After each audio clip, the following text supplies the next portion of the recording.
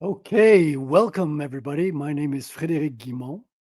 I'm a French Canadian, so I live in the French part of Canada, and I grew up on American comic books and French Bandes Déssinées. When I talk to my American friends, they know everything about comics. They know a lot about manga, but very little of them, I think none of them know anything about bande dessinée except maybe uh, Moebius, right? Everyone knows Moebius, very well known French artist.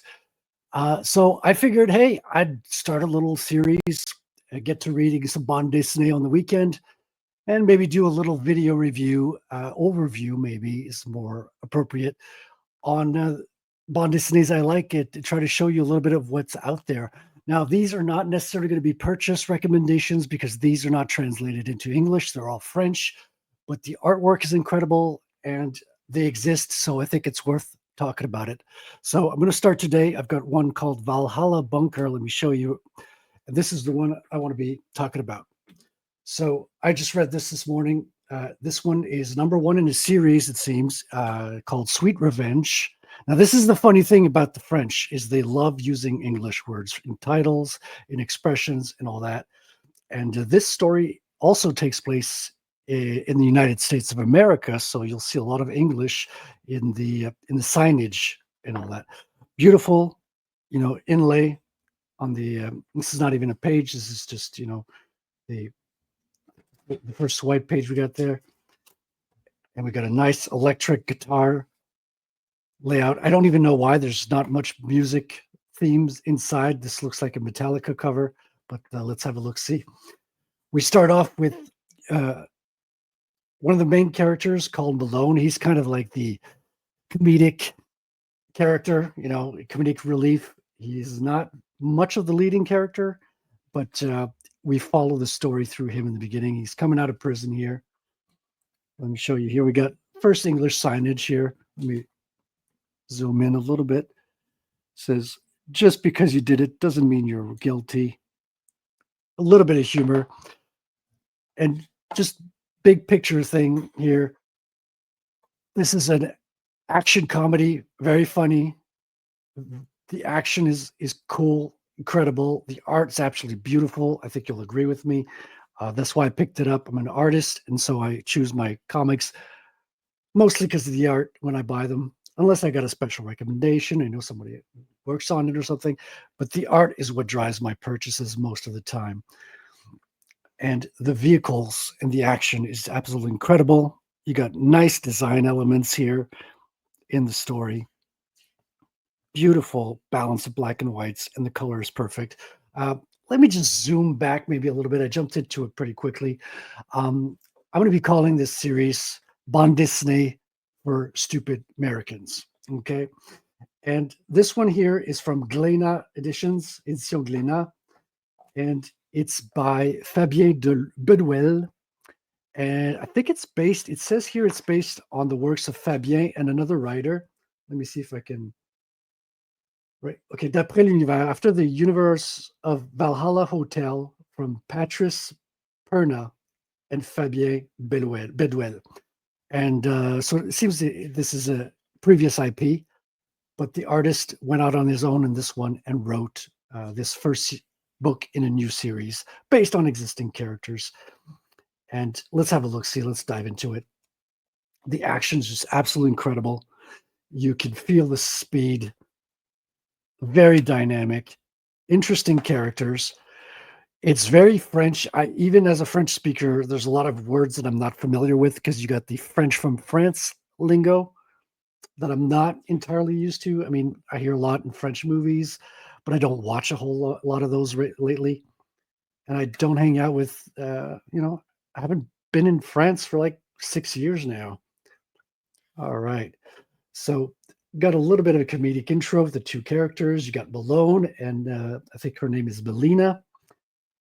And then we skip to another character here. This takes place in New Mexico. The Flat Rock, I think, is the name of the city. Are there palm trees in New Mexico like this? Maybe he's not in New Mexico. We'll see. We'll see. I may have misunderstood some of the locations. You got modern. Look at this. This is absolutely beautiful. Kind of set up on the location, no action, no dialogue. It's just zooming in slowly. The author is taking his time, zooming in into a quiet scene. Got a nice little kitty cat. And the only action panel on this page, you got a little grappling hook coming in. And it's just a tiny little panel, barely noticeable. The human doesn't seem to notice it much. It's the cat that kind of hears the sound first. And then we got our first action scene. Look at this. Look at this. These guys coming in, these sort of commandos. And he's quickly gets shot in the head. Does it take long? Look at this beautiful breaking glass scene. You got the first action scenes thrown right into it in the beginning. And then blam, blam, blam, blam, blam. Whole scene. This is preposterous. He's taking the cat, putting the gun to the cat's head, threatening the guy's cat. How do you do that and live with yourself? I don't know. But the cat is quickly jumping out of the way, giving the guy leeway to finish him off. And he looks into the characters like, okay, I'm expecting Nazis and confirmed Nazis. And a bit predictable, the usual baddies. Nazis are bad guys and the good guys are the Americans in this one. And we quickly have him calling one of his friends in the CIA, and they talk like they're old buddies. So it feels like a group of friends coming together for this mission. She works for the CIA. They all come from different backgrounds. It's going to be a very interesting story when it comes together. The art is fantastic. The writing is okay. I think, the story works well. I don't think the story is amazing. It's not a story first. I wouldn't brag about the qualities of the story, but it works very well. The humor is good. Of course, again, we're talking about French humor here. But the vehicles are well drawn, and the attention to detail, the beauty of the backgrounds and the characters is absolutely sensational. You got these beautiful muscle cars all through the story. And Malone coming out of prison, his buddy may give him a surprise. We're understanding here that this used to be one of his vehicles that he built back together. And he's just falling in love with his old vehicle here, getting ready to come back into, the free world. And night scene here. Not going to go through everything in detail, but we got, our first attack our second attack on the good guys here. We got a rape van with a huge minigun, and he's shooting inside here. Our heroes are well-armed Americans. And this is the biggest, baddest, explosion action scenes throughout the whole book. Look at that. You got the onomatopoeia. Everything is riddled with bullets. Everything's flying. You got the stores in the window just breaking apart. You can almost hear the metal and the glass shards flying. You got this little inflatable dragon or something in the pool that averts all the bullets miraculously, because the pool is filled with bullet holes all over here. Look at the explosion here. You got the Texaco fuel station just going up in flames. All the cars are like muscle cars, jacked up here. Incredible attention to detail. The guns are all beautiful. Let me see if Patrick is going to notice that oh, dude, Patrick, do you see? Trigger discipline. The guy's got his finger outside the trigger. See? This is attention to detail. Shout out to Patrick Quinlan. I know he's going to be happy to see that attention to detail here. And we're learning here on the news, one of the first bad guys. So they're Nazis. Beautiful blonde woman coming, talking about the Fourth Reich. They've got the American flag with the, with the hooked cross here on the flag, their own version of it. And then the band starts to get together. I got to ask you guys who live in New Mexico, are there public phones in men's toilets? Because she's coming into the men's toilets here. You can see the urinals. She's grabbing a phone to call her old buddy Lenny, who's making, some sort of adult film here in the background. Is that a thing? Payphones in men's toilets? I'm curious. Or is that kind of a French imagining of how things are? And we got our heroes coming into the with the chopper here, and they're coming on the front lawn of the White House. And we got the American president here, who is kind of reminiscent of somebody. But this is not Donald Trump, if you might think that the mustache is dead giveaway. This apparently is a sheriff who's made his way up to the presidency. And he's having a hard time getting respected by his old friends here. He has to keep telling them to call him president, but they keep calling him a sheriff. So that's where they know him from. And they're kind of like asking him to handle the terrorists, telling them that they're on track and basically, trying to get ahead of this terrorist group, the neo-Nazis, villains of this comic here. And then they're on their way, and they're flying down to Alaska. So I forget which clue led them to Alaska, but that's where they're expecting to find the baddies. Taking a plane down there. We got Malone and Melina here on the plane, and this is where Malone learns that they're going to be skydiving. So now we cut to Lenny. Lenny's another one of the friends of the gangs. He was the one that the redheaded CIA chick was talking to on the phone. And he's just making his movies. What type? I don't know what type of movies he is. I think he's in Florida. He's got his pink Lamborghini. He's got his chick here. Beautiful, beautiful drawings again. Very interesting character. He's very 80s. Got his headband. He's got long hair. Kind of a hippie from the 80s. A mix and match of both styles here. And back to Melina and Malone jumping out of the plane here. Here we go. Doing jump, parachuting. And here they land in Alaska, and they meet another one of their friends, Rambo type character. He explains to them that he did a war in Vietnam, and he's an expert in camouflage, and he's going to be bringing them back to his compound where they can get ready. Meeting some of the friends here, and they're not used to seeing a woman here on their work site. So apparently they're very lonely men working in Alaska, not seeing a lot of women. And then we got a suspicious blonde-headed guy here. Oh, right under my name. I'll just give you a little snapshot here. Melina sees him suspiciously.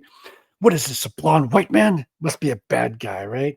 Izan Company, that's the German company. We're going to find out a little bit more about. They're driving in, got advertising for Izan here.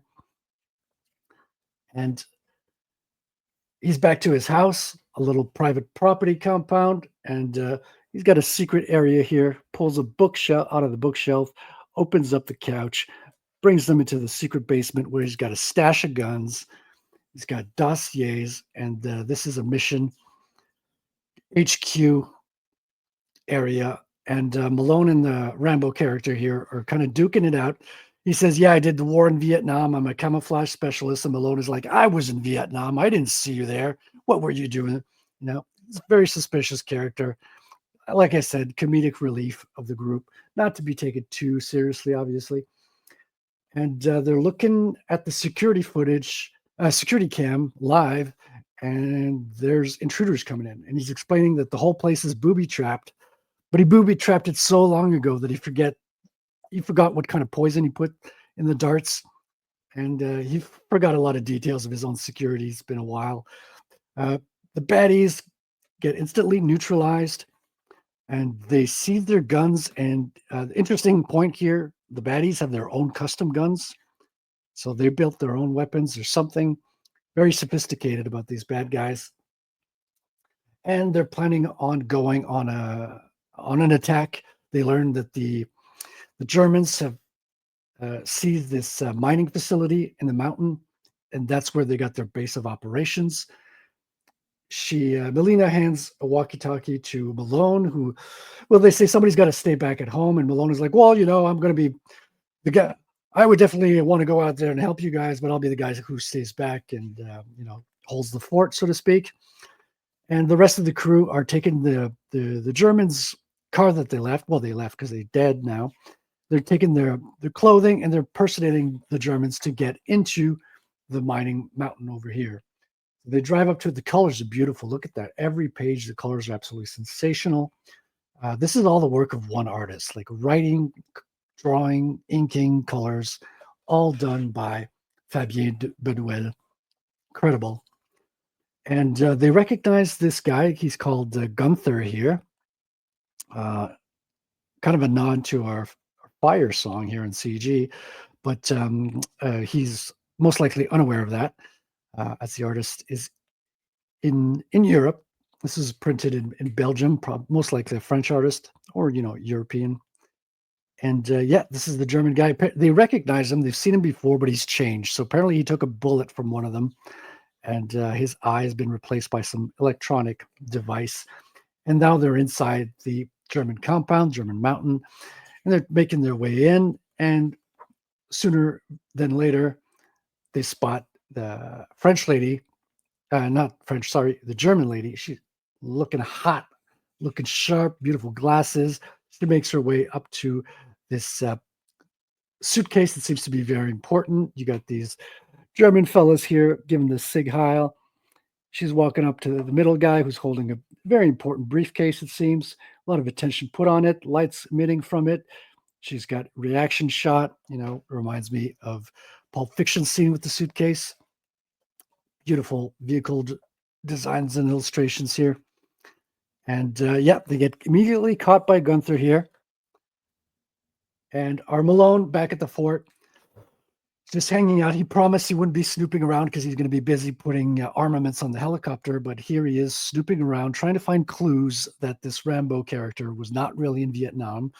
But he stumbles upon his porn stash instead.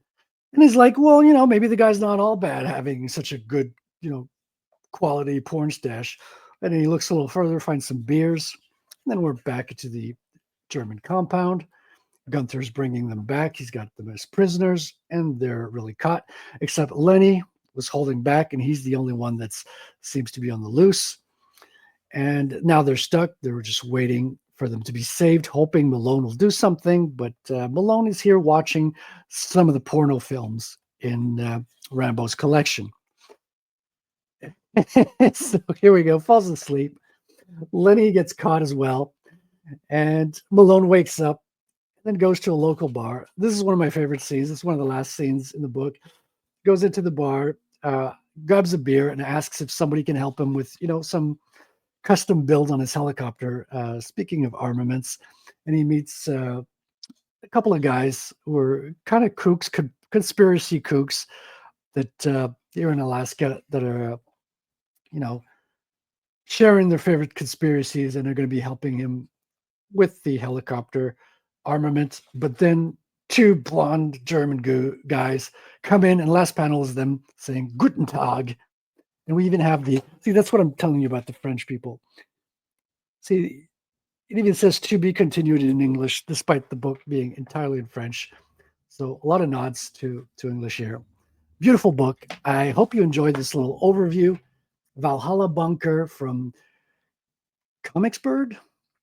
So this is, I think, which company? It says right here, Glénat. So if you want to look into it, again, these are not translated.